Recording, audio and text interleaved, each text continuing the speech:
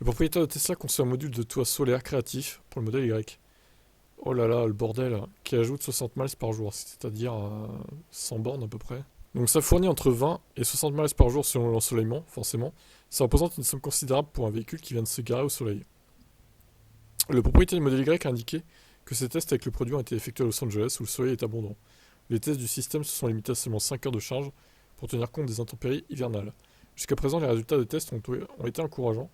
Le modèle Y gagne en 20 miles avec le modèle de 2000 watts du système grâce à la recharge de courant alternatif et 60 miles avec le modèle 4000 watts. C'est ouais. Alors, c'est pas très esthétique, mais bon. L'idée est intéressante. Oh.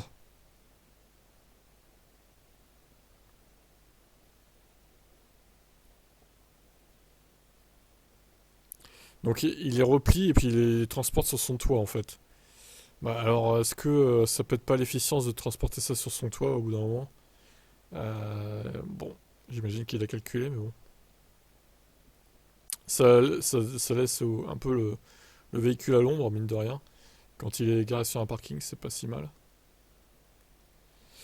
Étonnant comme système. La configuration actuelle du propriétaire utilise des tubes télescopiques en fibre de carbone pour déployer et rétracter les panneaux solaires. Ça permet à la configuration complète d'éviter de dépasser la capacité de poids maximale du toit du modèle Y, 265 lb.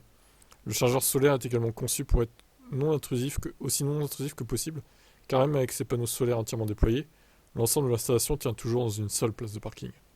Le prototype actuel mesure, alors, il s'appelle BT1, ça mesure 11 pouces de hauteur et est composé de tubes de bois et de fibres de carbone, mais une version bêta mesure quasiment 2 fois moins, 6 pouces. Le propriétaire du modèle Y possède un site web pour son projet, sur lequel il publie des mises à jour sur le développement du chargeur solaire.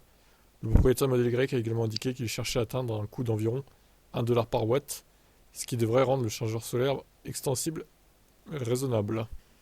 Ouais, bon après, c'est particulier comme truc, mais on sent que c'est un peu du bricolage quand même. C'est un peu incrusté un peu à l'arrache.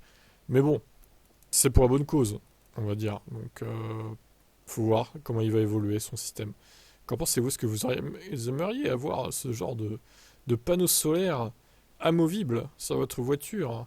Ciao.